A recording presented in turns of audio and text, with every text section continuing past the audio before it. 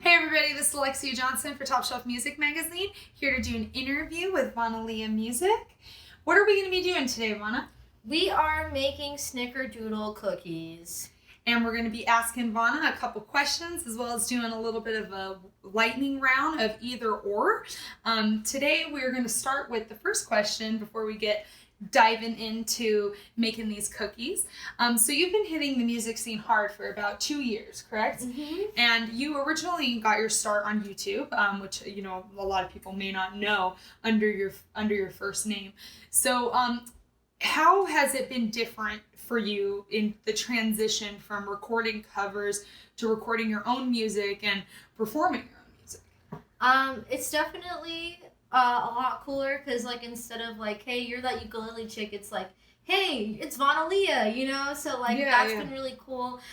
It's actually been really cool seeing how many people have stuck with me since YouTube, because there are people who are like, man, I remember when you covered this Pepper song like so and so ago, and like now you're playing shows with them, and it's just kind of cool to see just the support system that I have, because that's just, I think, an insecurity that I have, a lot of artists have, like, their fan base, and it's just to have people since day one is pretty cool. That's awesome. That's probably the most fortunate thing. I think that fans are able to stick with a band, especially if they come from YouTube, considering it's been such a unique platform for being able to raise musicians up and artists up.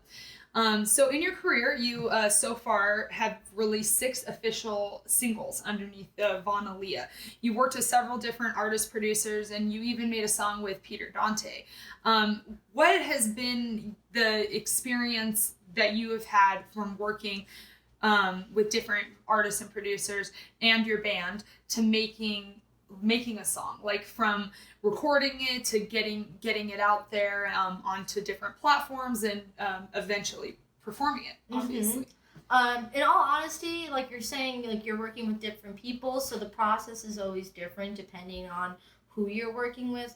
I mean, sometimes we sit down in a room together, we write a song and it comes out, or sometimes we're like, hey, I have this beat, and then I make some lyrics to it, and then we're like, okay, this is this song. That was like When It Feels Right, for example. Nick had that beat, and then we wrote that song over it. But then a song like Go For It, Johnny and I started writing together, and, we were just thinking maybe we should save it for an album or something.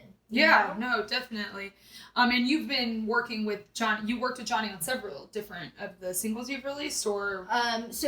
We worked together on Give Love, Get Love, which was the song with Dante, and then we were working on Go For It, and we have some other things in the works. Gotcha.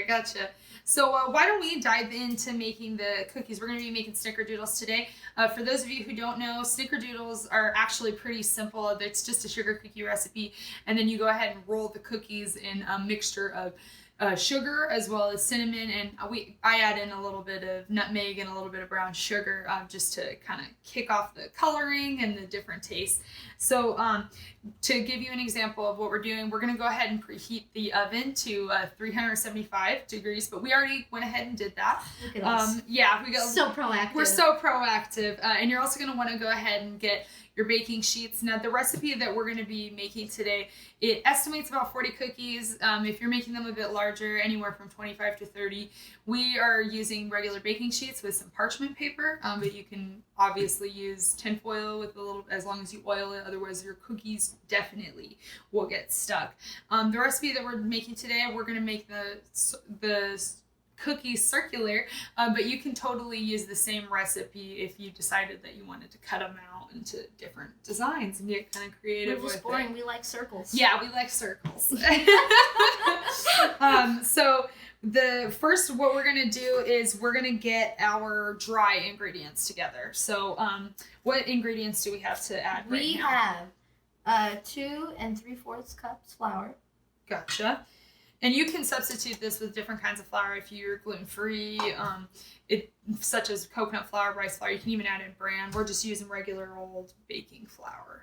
Go ahead. Then we got some sugar. We got 1.5 cups of sugar. And then we're going to go ahead and add in Oh, it's all got stuck. That's all right. That's a little bit. Okay, go ahead. In there. Go ahead. You can... So we are also gonna. This recipe actually calls for adding in baking powder and baking soda. We actually found out today that baking powder and baking soda mixed together will make your cookie a little bit more fluffy. So that's why we're using both today. I just found that out when you guys did. Oh, I told you this earlier. She told me, but I didn't. So this is both the baking powder and the baking soda? No. Oh no, we've got, yes. Okay, so yeah, that's the baking soda. Mm-hmm. Okay, and then the baking powder. There we go. The measurements on that is going to be half a teaspoon of baking powder and then a whole teaspoon of the baking soda. I don't know which one was which, but they're both in there. They're in there. So we're gonna put this this part aside, and then the next step, we're gonna stop and we're gonna do a couple questions before we go into our wet ingredients, which we will blend first, and then we'll gradually add in the dry ingredients. We're keeping you guys suspenseful for what the wet ingredients Making are. sure you stay tuned in for yeah. the entire cookie making process. Yeah. All right. So in many of your songs, such as Surface, you touch on mental health. In addition, anybody who's seen your live shows have heard you mention something along the lines of you have a friend here, and if you're struggling with mental health, you're amongst friends and people who you can talk to. So how has it been, what led you to making that a platform of your performance and your music, as well as what led you to making that?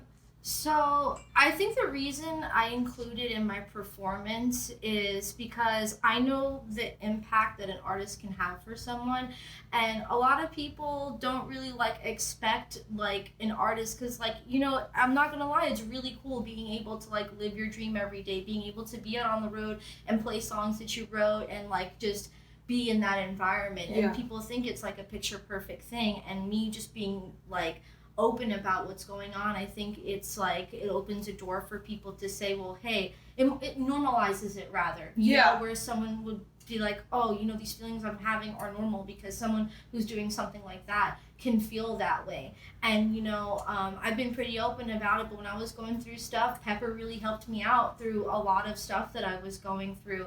And to have the idea that you could potentially be someone's Pepper is just something that I feel you should take advantage of. Not everybody as an artist has that platform to hold a microphone and talk to a room full of 50 to 500 people and say something. So while I have your attention, I'm just going to touch on something that I feel needs to get touched on, and that opens the conversation up. You just I think the way that you stated that it normalizes it and it makes it a more of a comfortable thing for people to talk about. I think that for many people growing up in different cultures, we live in America, so we have so many different kinds of cultures, but many cultures are not so open, and many families, for that matter, are not so open, and for that matter, not so healthy. So I think that it's nice that you're able to create a platform where you can be a friend, and I think that by you doing that, it's very remarkable, and hopefully that it reaches people in the right ways. Well, I mean, touching on the culture thing too, I'm from a Caribbean household, so mental health sometimes is not really a thing.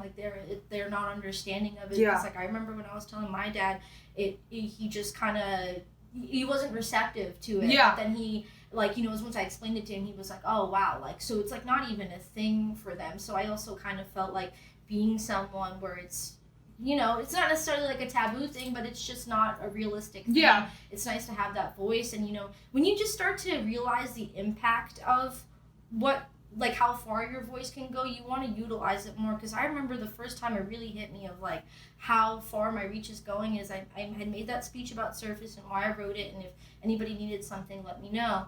And I won't say names, but someone came up to me, and the Catalyst, there was maybe 10 people at that show, and we just had a really big long hug in the middle of the dance floor, and we both cried because we were just feeling it. Yeah. And that's why I do it, because it doesn't matter if there's 50 or 500 people, you never know who's listening and who you might touch. So it was just the odds of doing it when there's 10 people, I almost didn't do it that night because I was like, man, I feel a little silly doing it. It's a little close, yeah. Yeah, you know, 'cause it's not like the type of thing where people can ignore you if they want to. It's like they're all into what you're present. saying. And, you know, just having that moment, I was like, wow, like, I need to just do this all the time because you never know. Yeah, absolutely. I think that's really awesome that you're able to be a friend for so many people. So because you got your start on YouTube and you kind of built yourself from scratch, so to speak, of course you had a lot of help along the way, but given that, you probably have a little bit of advice, right, for people who are coming up, and what would that advice be? I would say always put yourself out there, because like I'm saying, you never know who's going to be watching, who's going to be there. Like, honestly, when I started making YouTube videos, if I thought in a million years Pepper would see my video, like, I would have like made sure I did my hair a little bit better, you know, to make it, you know. And it's always about showing like consistency, showing how hungry you are, like showing the hustle. Like, people respect the hustle when they see how consistent you are, and like if you're always putting out content and showing how much you want it, like people are always like, man, like they're really putting in a lot of effort into this. Definitely. Let me check it out. Yeah, and then you get your fans excited about what you're doing because you're so passionate and you're so excited. For sure. That's wonderful. So you're originally from New York, and you recently made the move out to California, which is where we're filming right now. How would you say that experience has been, both on a personal level in that experience, as well as just as a musician, and how has your experience been different working with, you know, East Coast venues versus West Coast, and how that felt? So moving has been a lot of fun. It's been a lot of ups and downs. I've never moved before, so, you know, moving across the country, that's a big one to make. Oh yeah. It's been hard in terms of like leaving my family. I'm a big family person, you know, but when I first left, I wrote the song Go For It based on like going for your dreams, and like I have been dreaming about moving to California since I was in high school. Oh yeah. So like I remember I had this moment where like my brother was sleeping in the car, I had like put on Go For It, and I was like, man, this is the moment, like I'm moving to California, like I'm going for it, you know? So it was cool to like kind of have that moment where it's like you significantly know that this is like a moment that starts the next chapter in my life. Yeah, you knew it was like the closing of one door and the coming into another. Yeah, Gotcha. because it's also like the reggae scene is so much bigger here in California than it is in Long Island, like in New York. Like it's there's really like small venues out there, like no one's really doing like that much. Like if you play the city here and there, but even then it's like you really only get like a limited choices. Yeah, and it's like summertime is like really the only time where things are happening, whereas like in California it's like, you know, my first week here, like I got to open for the Green. Gotcha. Like, you know, it's just like the opportunities are just where dreams happen. Yeah, totally. The opportunities are just there because it's like you have the scene for it, and it's like, you know, like establishing a name out here is exactly what I thought it was gonna be, and I'm just grateful to be here and definitely making the move and everything. That's awesome. Well, congratulations on your move and taking that step, because it takes a lot of bravery, especially gangsta on the inside though. Right, there you go. Still from New York. She got it going on, man. All right, so a little bit earlier in the interview, we mentioned that you started out as a solo artist. Now, since you were playing with the band for a little bit in New York, but now you have obtained a new band, and you're kind of building off that, add new members, seeing how everything fits. Now, you've had a couple shows with a full band here in California. How have you noticed that? Because you did do a couple tours doing solo with various different bands. So how has that been different for you from playing solo gigs to playing with a band, and you know, everything that goes along with the differences?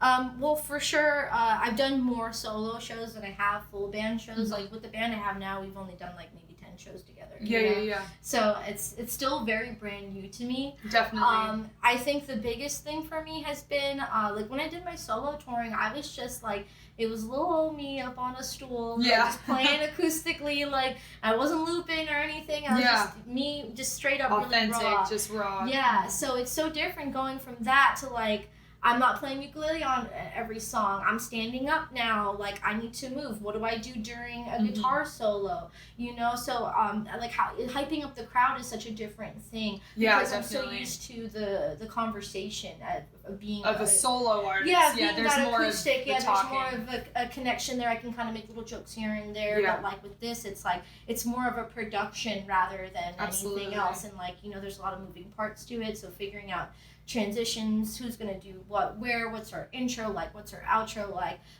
you know. So it's just a lot of moving parts. I think the hardest thing for me so far has been like figuring out how to get that stage presence. But every show, like, I'm pushing myself to say, you know, I'm gonna have the same energy with these 10 people, even if there was 500 people in the room. Like, I'm gonna give that to those 10 people. And that's something like I look up to other artists for. It's like, you know, Jeff from the Expendables, he does a great job at that. Like Brett from Pepper, like, you know, there could be 3 people in the room and it's like you would have felt that you just went to like a whole 3-day festival. Like, you're all sweaty and you're just like, damn. Yeah, and those are the kind of you know, shows that are worth it, that make going to see a performer. Not to say that, you know, the intimate one-on-one experience of being a solo artist isn't totally magical in and of itself, which is why so many larger bands end up doing acoustic, smaller tours.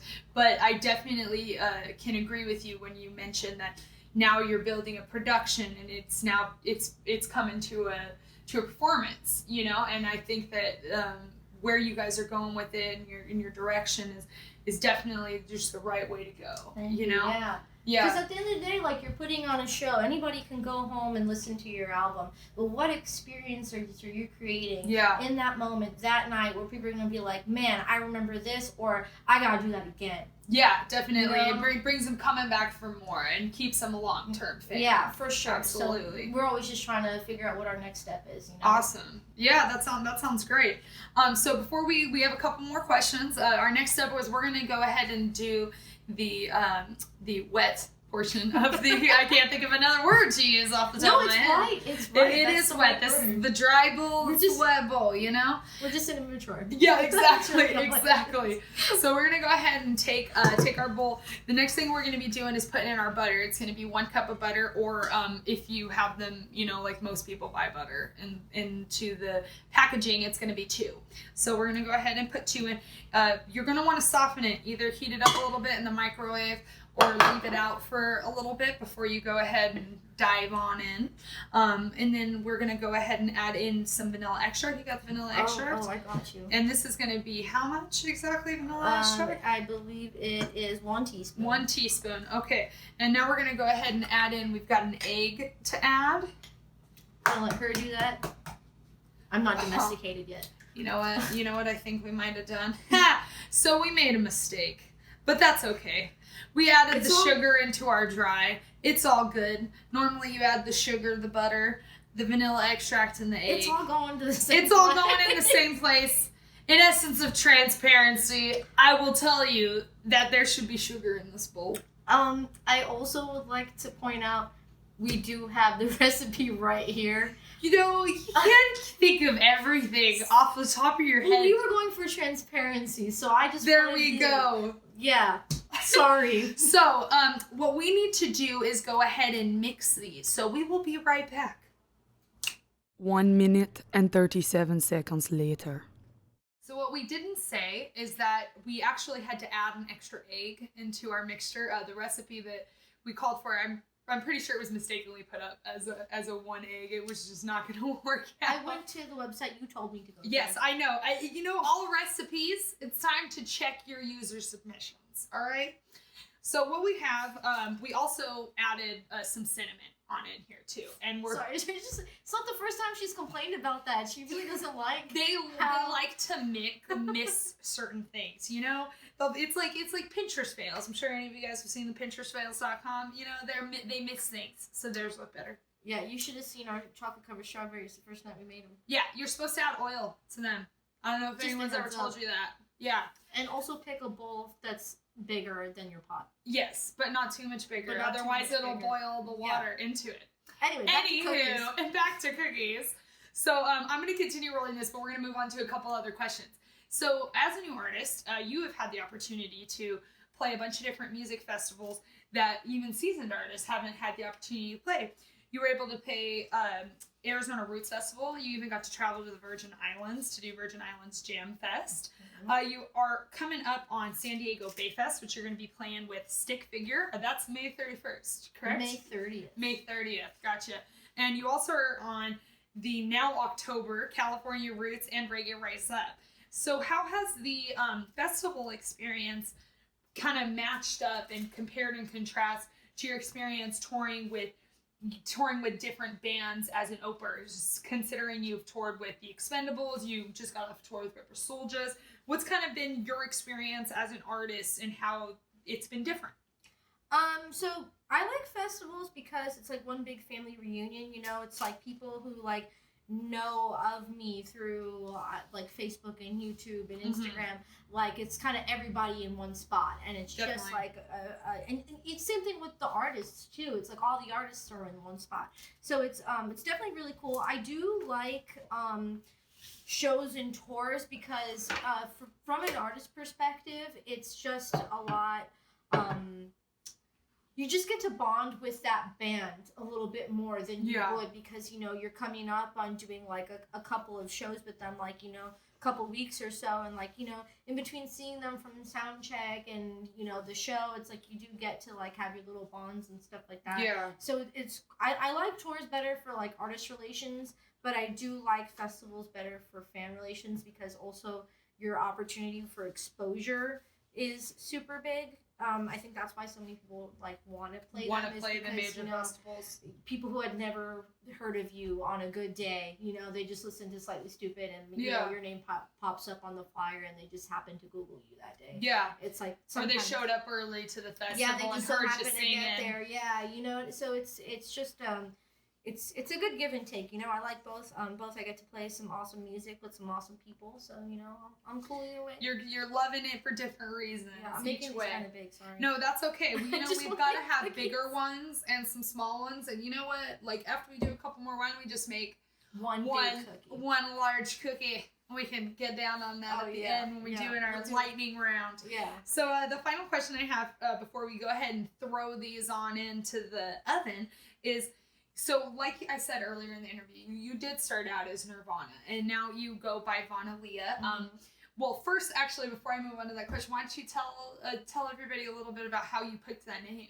Oh, yeah, okay. So, long story short, I used to just go by my full name, which is Nirvana Goberdan, and I used to play these shows, and people would come to these shows and, like, expect a Nirvana cover band, and then they're like, what? Who's this little ukulele chick? So then I was like, time for a stage name. Yeah, definitely. You know, Vana seemed like a pretty good option, but then there was some chick in England who was already using Vana, so I just thought, you know, I wanted a name that you could just pop it into Google, and the only thing that could possibly show up was your name, yeah. And I was stuck on it for like a really long time, and my late grandma used to call me Aaliyah, and then I thought of, well, Vana Liya just sounds like it flows, because I was going to do Vana Aaliyah, but then I was like, wow, Vana Liya just has... It's got a certain ring to it. Yeah, definitely. Yeah, so it's just, it's my way of, like, taking it as a sign that she's cool with what I'm doing. Yeah, definitely, yeah. And it's some way to, you know, for memory purposes. For sure. So, to move on to our question is how has that experience been, you know, changing, and then also... You know, what do you want your fans to know about Nirvana? You know, because now that you've established yourself with a stage persona, so to speak, you know, even though you're obviously authentically you, but now that you have this you know, protection, so to speak, with your name, what things do you want to translate over? What do you want your fans to know about you?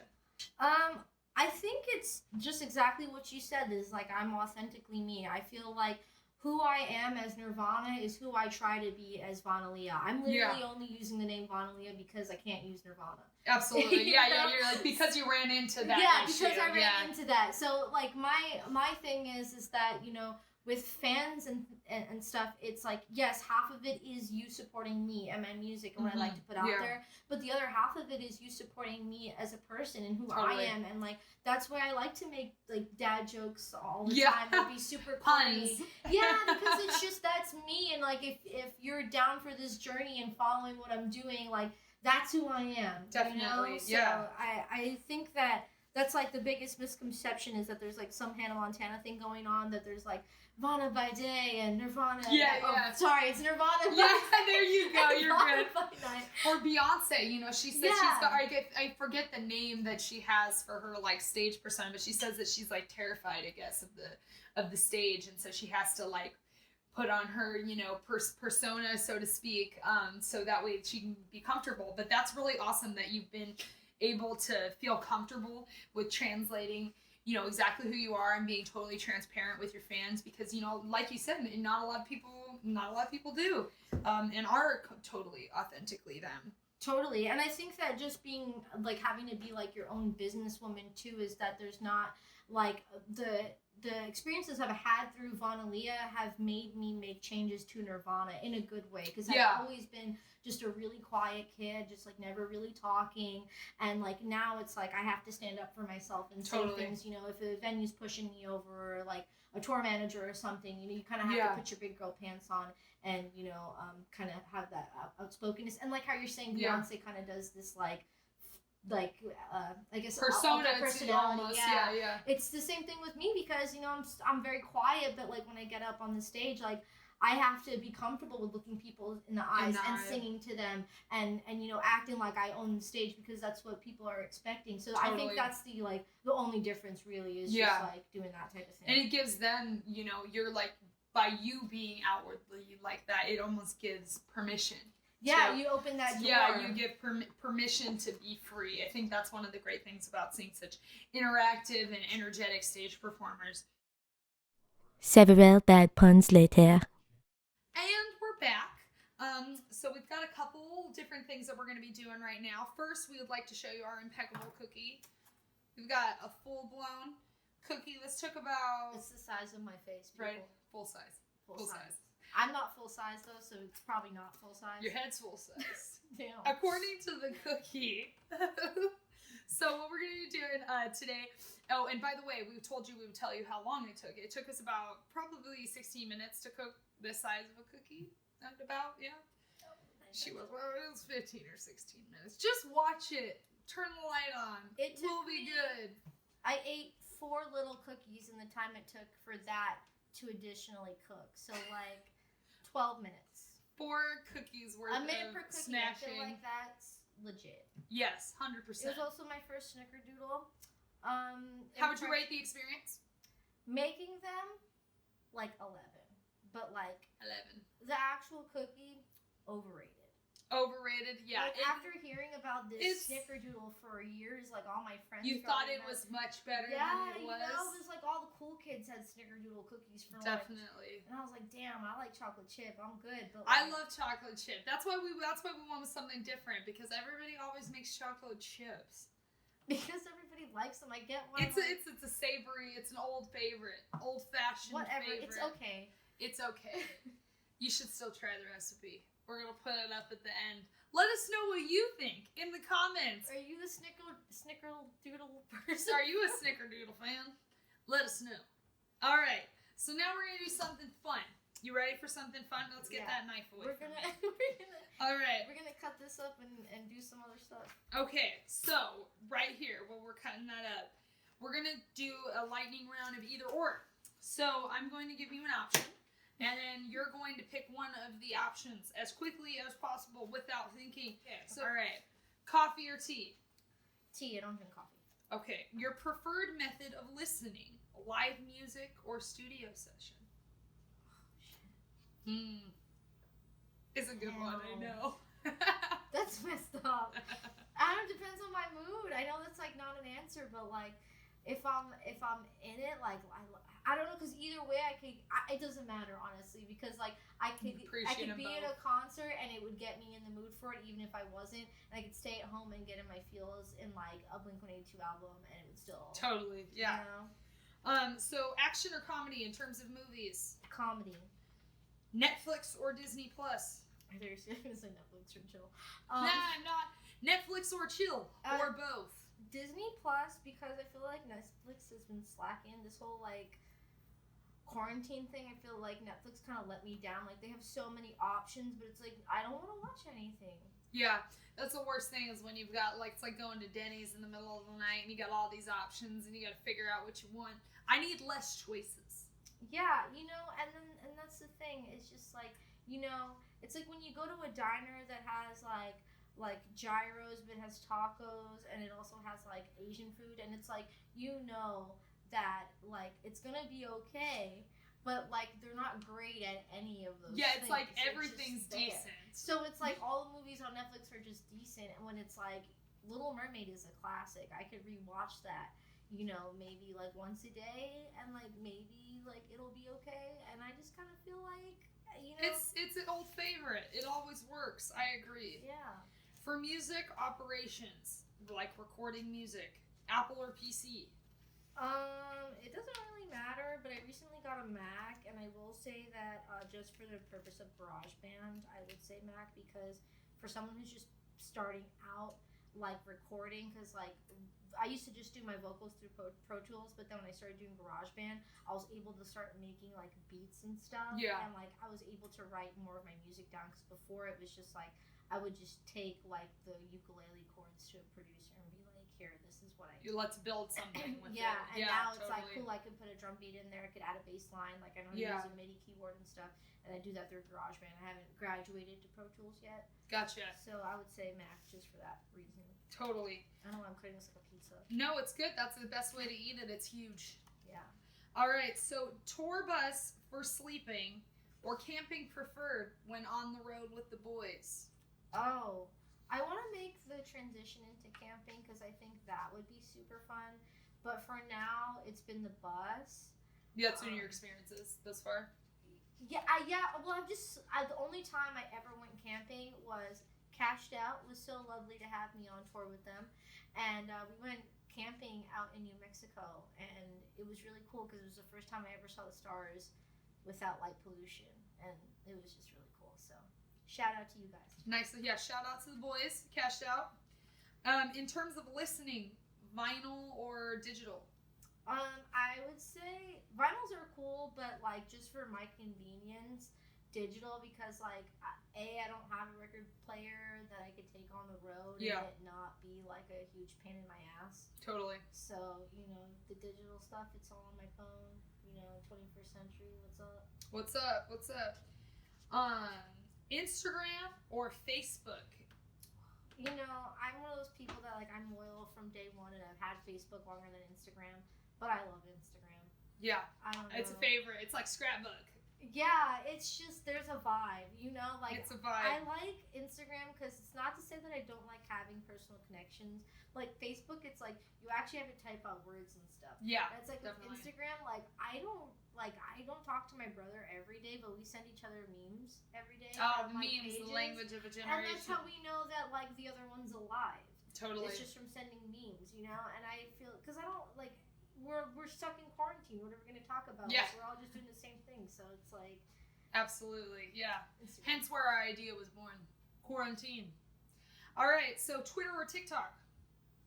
Damn, I don't know how to use either of those. That's why we threw it in there. So I just made a TikTok like 2 days ago. I have 1,000 views on this video of me making a grilled cheese with some Doritos in it. So check that out at Vana Liya Music. Check it. And I just updated my Twitter that I haven't updated since 2018. So check that out. I'm also at Vana Liya Music. Get it. Subscribe. Follow. So I'm just going to go with Twitter because I kind of get it more than I get TikTok. I never thought I would be at that age where I'm like, damn, what are the kids doing nowadays? Yeah, and that's how TikTok makes you feel. Yeah, because you know what is like, they also have like no shame. Like I'm one of those people, like I have a shame. I have a shame just like like taking selfies. Like if I'm at the airport, like if someone sees me or something, like I'm like I feel so embarrassed. Yeah. But like people do it all the time, which is whatever. But, yeah, like, definitely. People make TikToks, like it's like the little kids like make TikToks like in random places like with no shame, like they're just like in the culture change. Yeah, they're just like in the mall bathroom, like laying talking down to their phone. Yeah, or they're whatever. just like moving TikToking. Yeah, we used to be Vine. Now it's TikToking. No, that's great. Okay, so last but not least, if you could do a collaboration with any artist, live or dead, who would it be? Okay. So I think it would be Freddie Mercury. This is why she wouldn't tell me. She asked me what my getting answer was, and I told her no because I wanted to get her reaction. Freddie Mercury. Yeah. Hot damn. Why? Why is that? Well, okay, for a few reasons. One, obviously, because he's legendary.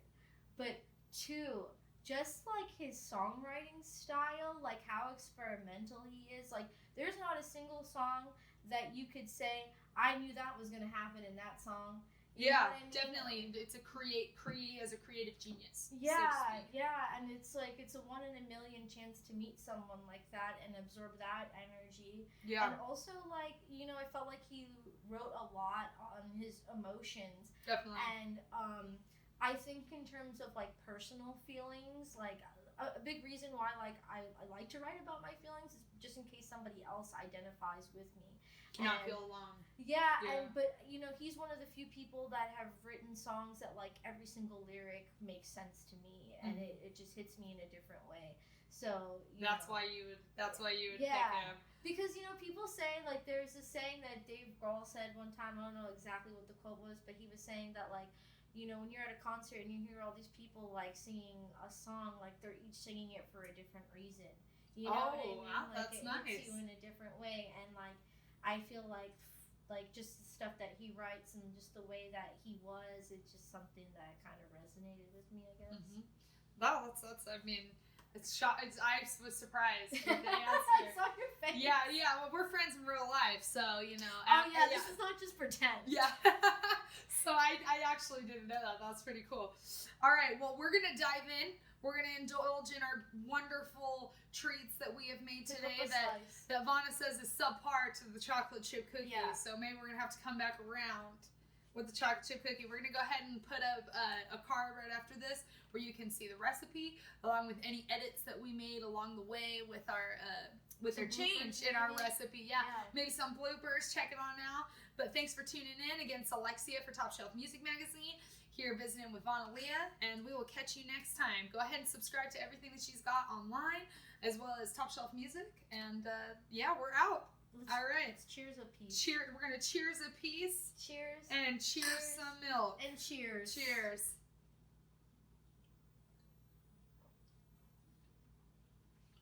Sick. It's good. It's better in cookie form. All right. What do you mean? What other form was it? Pizza. You said you kind of like pizza. What are you saying? It's better in cookie form than I meant to say pizza form. It's a blooper.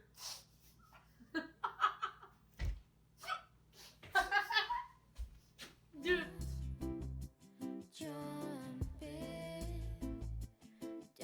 3, 2, 1. 3, 2, 1.